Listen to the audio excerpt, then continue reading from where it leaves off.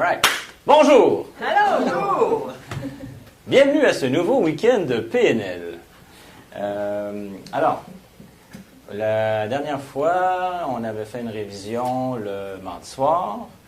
Je pense que j'avais envoyé le lien à tout le monde. Donc, tout le monde a reçu le lien. OK. Alors, je pense que ça a fait du bien, faire une petite révision. OK. Donc, vous avez intégré de plus en plus. Maintenant, ça devient une seconde nature pour vous. Oui. C'est ça. Ça commence. Ça commence. Ça commence. Mais souvent, c'est quand on est dedans, on ne s'en rend pas compte. On fait les choses, on pense d'une certaine manière, on voit les choses d'une certaine manière, c'est intégré, donc ça semble normal.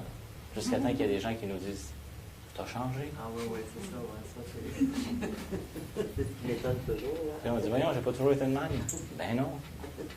Puis pourtant, j'ai vraiment l'impression d'avoir été comme ça à l'intérieur de moi. Ouais. C'est comme... Ouais, ça s'intègre. Alors, ce week-end, nous allons découvrir le modèle de Milton. Oh, c'est un homme, ça, Milton. Ouais. C'est un homme qui a eu la polio, qui a été paralysé pendant 3 ans, qui, donc à l'âge de 12 ans à 15 ans, qui était paralysé, qui a eu l'occasion de développer son sens d'observation, paralysé dans une chaise. Donc, selon l'histoire, ce qu'on m'avait raconté, c'est que il avait entendu le médecin dire à sa mère qu'il ne passerait pas la nuit. Puis il a lutté. Puis ce qu'il a fait, de son lit, il s'était arrangé avec la table de chevet pour regarder dans le miroir pour pouvoir voir le lever du soleil dans la fenêtre. Puis là, il a lutté toute la nuit, jusqu'à temps qu'il voit le lever du soleil. Donc, parce que le médecin avait dit qu'il ne passerait pas la nuit, il dit « Je l'ai passé la nuit ». Puis après ça, il s'est écroulé de fatigue. Puis il a survécu, mais il était paralysé. Puis donc là, il mettait dans une chaise comme ça. Puis là, il ne pouvait pas bouger. Puis à un moment donné, après une couple d'années, donc après 3 ans, tout à coup, il y a quelque chose qui a passé dans la fenêtre. Puis là, la chaise versante bougeait. Fait que là, il s'est dit, attends une minute, là. Si la chaise versante bouge, c'est parce que là, moi, j'ai créé. Le mouvement, il vient de moi. Là. Fait que là, petit à petit, il est allé rechercher, donc, l'utilisation de ses muscles. Il a recommencé à retrouver sa motricité avec des efforts. Et il a même réussi à marcher, mais souvent il était avec une canne. À un moment donné, en vieillissant, il s'est retrouvé en chaise roulante. Mais il a fait beaucoup d'efforts, mais évidemment, tout le temps qu'il était paralysé, il a développé sa capacité d'observation. Puis c'est quelqu'un qui, justement, est devenu médecin psychiatre. Il a développé l'hypnose ericksonienne, qui est, comme j'en avais déjà glissé un mot, qui est une forme d'hypnose non directive, très respectueuse, très souple, et où les gens avaient une facilité à rentrer dans un état de détente parce qu'ils créaient le rapport selon chaque personne, selon le modèle du monde, la manière de parler, la gestuelle de chacun et chacune. Donc, il a fait des petits miracles, ce monsieur-là. Donc, on va voir son modèle. Évidemment, en voyant son modèle, on va explorer le monde des états modifiés de conscience. Qu'on souvent fait un lien avec l'hypnose. Mais les états modifiés de conscience, on en vit tous. Être dans l'une, c'est un état modifié de conscience. Être hyper concentré, c'est un état modifié de conscience. Quand on fait abstraction du reste autour, on vit différents états modifiés de conscience selon ce qu'on a besoin. Quand on met la switch à off, c'est un état modifié de conscience. Rêver, c'en est un autre. On passe par différents états. Et c'est de savoir qu'on peut en générer, les activer puis s'en servir. Donc, parce que souvent, les personnes, non, moi, je sais pas, ils ont peur, mettons, de l'hypnose. C'est un mot qui est chargé, là, l'hypnose. Si on pense à la charge émotionnelle qu'il y a dans les mots, donc au niveau, par exemple, du langage transformationnel, mais juste la charge émotionnelle qu'il y a dans le mot hypnose. Il y a des gens qui, je veux essayer ça, puis il y a d'autres, non, on ne touche pas à ça, c'est dangereux. Avec tous les spectacles qu'il y a eu, puis des gens qui font des choses malgré, donc, certains pourraient dire qu'ils étaient consentants, mais c'était pas leur volonté, donc la personne leur fait faire toutes sortes de choses, fait que c'est de voir comment ça fonctionne. Il y a une association entre hypnose et être envoûté? Oui, bien souvent l'hypnose, les gens pensent à l'hypnose de spectacle. C'est comme, bon, maintenant, fais la poule, tu sais. Ou, puis là, la personne se met à faire ça. Ou danse comme Michael Jackson. Puis, est-ce que, là, il y en a qui vont dire, non, non, je ne veux pas je veux pas devenir un pantin. C'est de comprendre que dans ce qu'on va voir, si la personne, premièrement nous-mêmes, c'est pas bon pour nous, on n'embarquera pas là-dedans. L'inconscient va être comme stop. C'est ça. J'ai pas besoin de ça. De toute façon, à travers le processus qu'on fait, vous réalisez, vous devenez de plus en plus consciente de différents schémas de langage. Fait que si quelqu'un, puis là, en le voyant, vous allez voir beaucoup plus où quelqu'un s'en va. Moi, j'ai vu malheureusement des gens dans le domaine du développement personnel vouloir manipuler des personnes avec l'hypnose. Mais j'ai vu des personnes assez wise, assez vifs d'esprit pour dire « Hey, j'ai pas besoin de tes inductions. » C'est un autre qui passe des petits messages juste pour influencer. On fait ça, les messages subliminaux. Oui, c'est des messages subliminaux, ça peut être ça. Mais au moins, quand on le sait, c'est comme dire « Hey, tes inductions, j'en ai pas besoin pour prendre ma décision. » Fait que on revient vraiment dans ce cas-là à, comment je pourrais dire, à l'intention. Quelle est l'intention? Est-ce que c'est de servir ses propres intérêts? Donc, c'est une autre manière de dire manipuler. Ou de servir un intérêt commun, donc d'influencer avec intégrité, positivement. Ça revient à ça. Là, on est vraiment là-dedans. Moi, je donne des cours de vente, ou entre autres, j'utilise la PNL. Et il existe ce qu'on appelle la vente hypnotique. Je ne l'enseigne pas. On m'a déjà demandé, non. Non, on peut faire n'importe quoi avec ça. J'ai enseigné à une personne à date, mais il faut s'assurer de l'intégrité de la personne. Parce que ça peut être drôle. Dans certains cas, mettons, je vais prendre l'exemple de vente. Une vente peut se faire si la personne n'est pas au courant de ce qui se passe. Mais après, c'est sûr que les gens ne sont pas fous, ils vont se réveiller, ils vont dire c'est quoi qui s'est passé, là? Je me suis fait léser, c'est pas gagnant. Les gens, donc c'est vrai qu'on regarde les politiques d'achat, dans plusieurs cas, on a tant de jours pour résilier une vente, tout ça. Tout dépendant de quoi il s'agit. Là. Mais c'est ça. Donc, ça peut être utilisé à mauvais escient aussi. Mais quand, on le sait qu'on est dans une session, puis qu'on fait une détente, puis qu'il y a des inductions qui sont faites, comme nous, là, vous le savez, là, on est dans ce contexte-là, fait que l'inconscient va dire ça passe pas, ça passe, ça passe. Évidemment, ce qu'on fait, on est ici des personnes qui sont, je dirais, généralement plus axées santé et bien-être.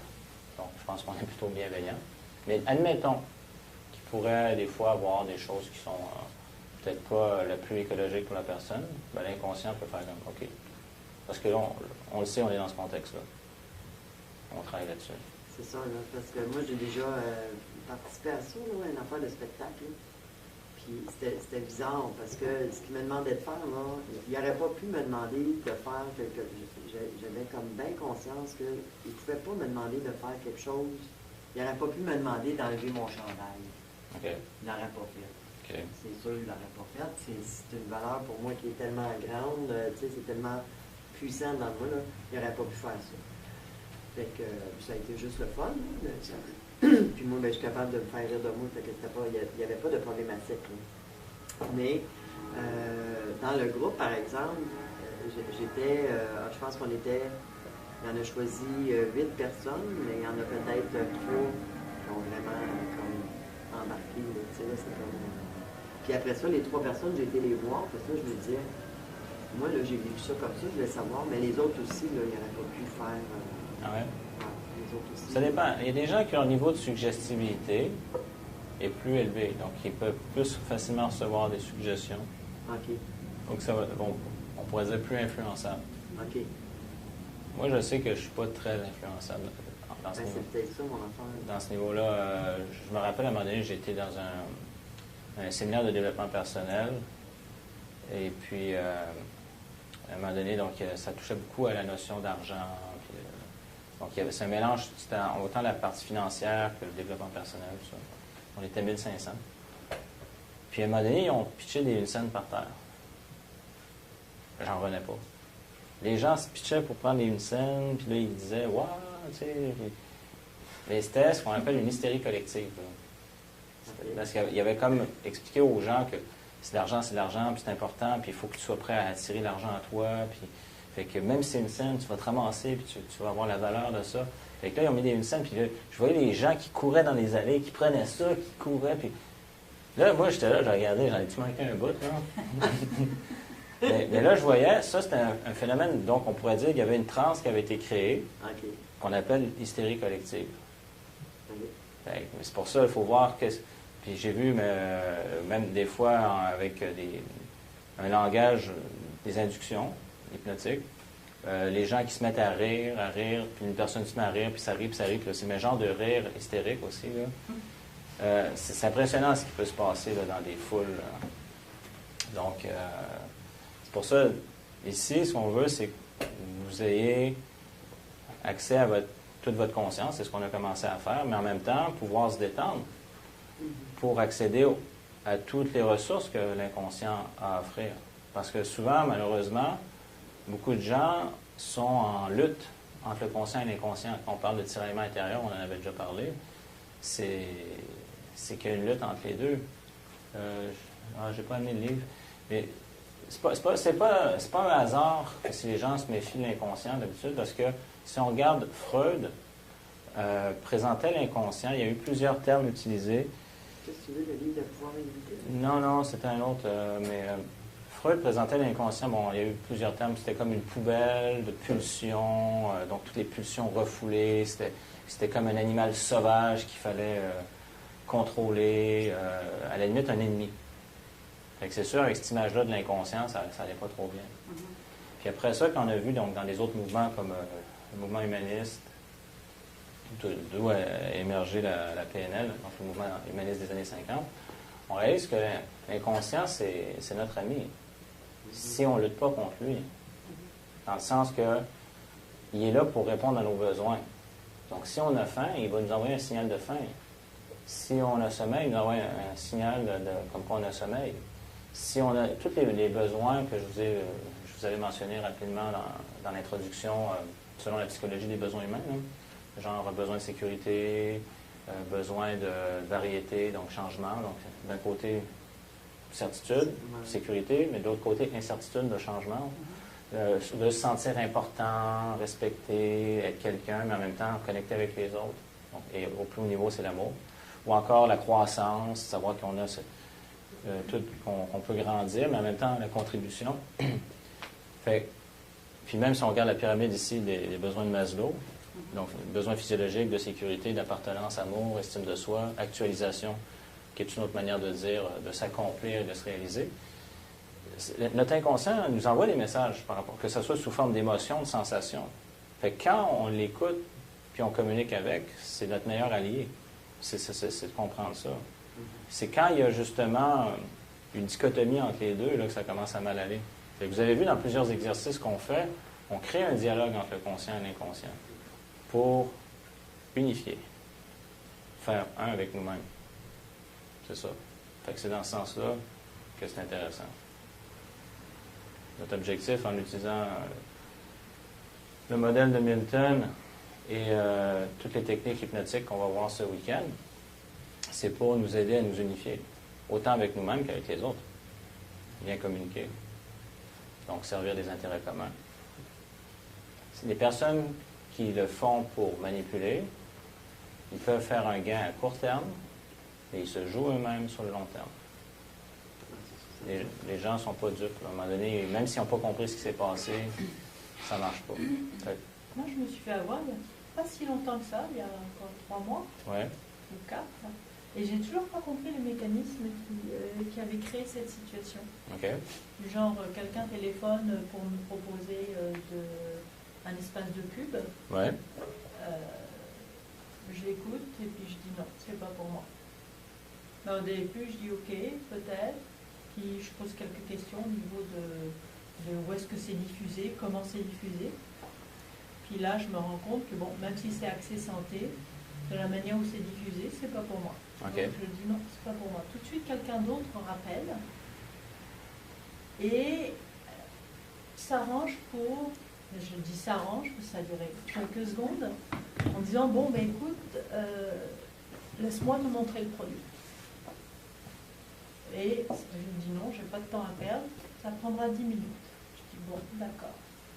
Je passe dans votre quartier, ça prendra 10 minutes. Je vois le lendemain la personne. Je dis non, c'est pas pour moi. La personne argumente. J'ai fini par vouloir lui donner une chance en disant ok, je te donne une chance. La personne est partie. Je dis qu'est-ce que j'ai foutu? J'ai rappelé la personne en disant bon, ben, j'annule le chèque que je viens de faire, j'annule le contrat. La personne réappelle en disant non, c'est pas comme ça que ça se passe. Oui, on a ces droits-là au Québec. On peut faire ça. Non, c'est pas comment ça se passe. Et au contraire, en utilisant, en disant hey, au Québec, on veut une parole, c'est une parole. J'ai envoyé une lettre recommandée en disant j'ai le droit au Québec et le chèque est déjà annulé. Et c'est comme ça. Il n'y a pas eu de suite. Et ça a été quand même plusieurs heures de perdu pour cette situation-là. Pour le fait que moi, j'ai écouté quelqu'un, posé des questions, j'ai diagnostiqué que ce n'était pas pour moi, je me suis laissée influencer, j'ai oscillé entre l'influence et une décision personnelle.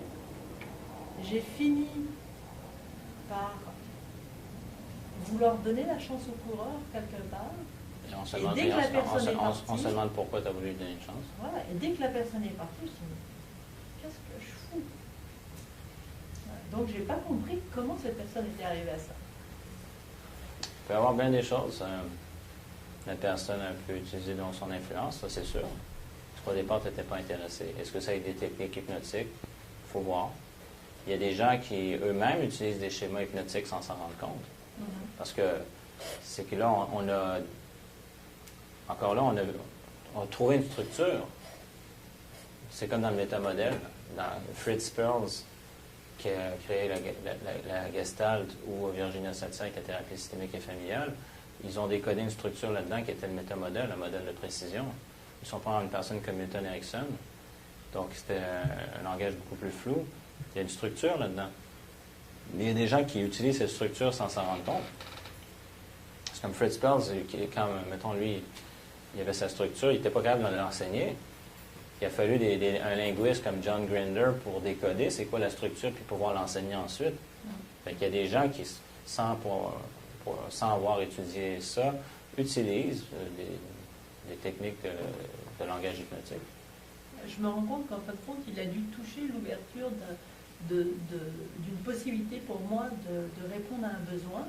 Et donc, du coup, il y avait mon inconscient qui se bagarrait avec mon conscient. Le conscient analysait la situation en disant non, c'est pas pour moi. Puis l'inconscient en disant ah, peut-être que par là, je vais répondre à un besoin. Mais c'était... Il faudrait voir. Mais ça m'a étonné en disant wow. Ah, mais ça arrive. Les gens, tout à coup, ils se demandent comment ça j'ai acheté ça, comment ça j'ai fait ça. Si c'est ça, l'autre personne n'a pas respecté sa liberté.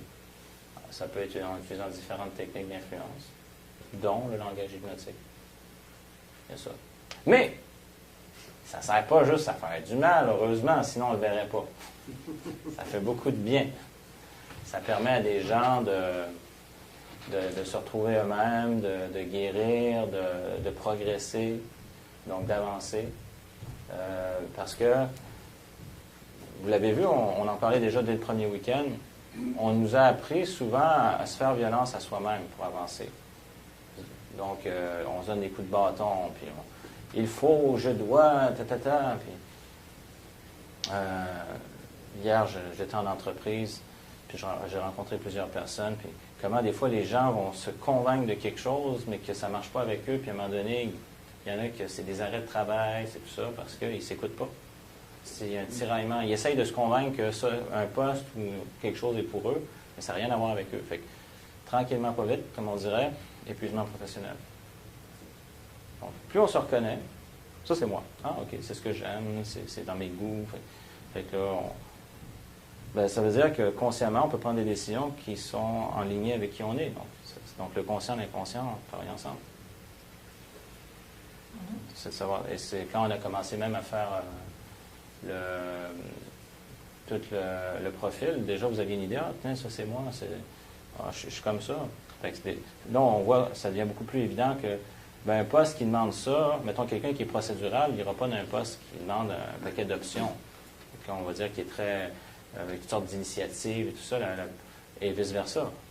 Donc, une personne qui aime faire preuve de toutes sortes d'initiatives, qui est très option, on ne va pas rentrer dans un poste procédural. Fait que chacun, c'est d'aller là où ça correspond à nos forces, à nos goûts, à nos aptitudes, dans ce sens-là.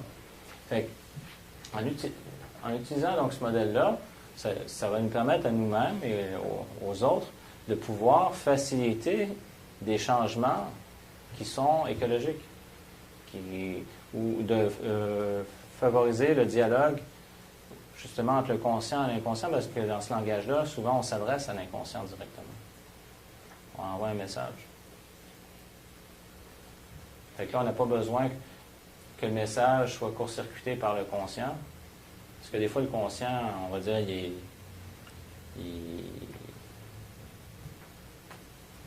peut... il est ordonné et strict, le conscient. Ça peut, c'est tout dépendant. Ça peut être ça. Mettons qu'il est ordonné et strict. Fait que, là, il cherche à tout analyser. Chez moi, en tout cas. Oui. Mais moi, souvent, c'est un commentaire que j'avais fait dans une formation que j'ai faite l'année dernière. J'avais une Française dans le cours, puis je faisais les différences entre les cultures. Moi-même, mon père est français. Puis je voyais, par exemple, dans une culture comme culture française, souvent, les gens vont être fiers de passer par le mental pour donc dire l'esprit a le dessus sur l'émotion. Donc, et même à la limite, ne pas avoir d'émotion, c'est bien. Tout est par la pensée, par la logique. Voilà, et même, il peut y avoir, les gens aiment bien discuter, et tac, je t'ai eu, c'est vrai, puis... Et donc, quelqu'un qui a un bon sens de rhétorique, qui a le verbe facile, c'est un signe d'intelligence, mais c'est avoir l'esprit pointu, analytique. Et souvent, les gens vont dire « je gère ». Ils dominent leurs émotions. Et ça fait partie de la culture. Mais si on regarde dans les faits, en France, en tout cas, il y a encore quelques années, c'était les champions consommateurs d'antidépresseurs et de somnifères dans le monde. Parce que la tête veut prendre trop le dessus sur les émotions puis le reste du corps. Fait qu'à un moment donné, ça craque. Le nombre d'insomnies qu'il y a chez les Européens, chez les Français, c'est incroyable. Mais la culture elle-même, c'est ça, c'est l'esprit qui domine le corps et les émotions. Donc, même il y a comme un orgueil qui dit, oui, j'utilise ma tête, mon esprit. Je suis spirituel. Même pas. Non. C'est logique et cartésien. C'est la logique qui l'emporte. Et c'est comme... Moi, je pensais que c'était les Britanniques qui étaient comme ça. Il peut y avoir une ressemblance. Moi, je connais les Français, mais les Britanniques aussi, je sais que par rapport aux Américains, ont plus ce côté intellectuel. Donc, c'est l'esprit qui domine le reste. Et ça, on peut être fier de ça, parce qu'on est logique. Donc, des trucs d'hypnose, de PNL, moi, on ne me la fait pas. Hein? Oui, là, je généralise, mais oui. Donc, c'est pour ça que je donnais l'exemple du conscient. C'est plus rigide. Je ne sais plus quel terme que tu as utilisé pour dire ça, mais... Ordonné. Strict et ordonné, c'est ça. Strict, ordonné, rigide, dans ce sens-là. Des fois, donc, on peut parler, mais si on ne veut pas perdre de temps avec le conscient qui, des fois, est trop rigide, on peut s'adresser directement à l'inconscient. Pendant ce temps-là, donc certains mots vont occuper le conscient pendant que d'autres mots vont travailler au niveau de l'inconscient.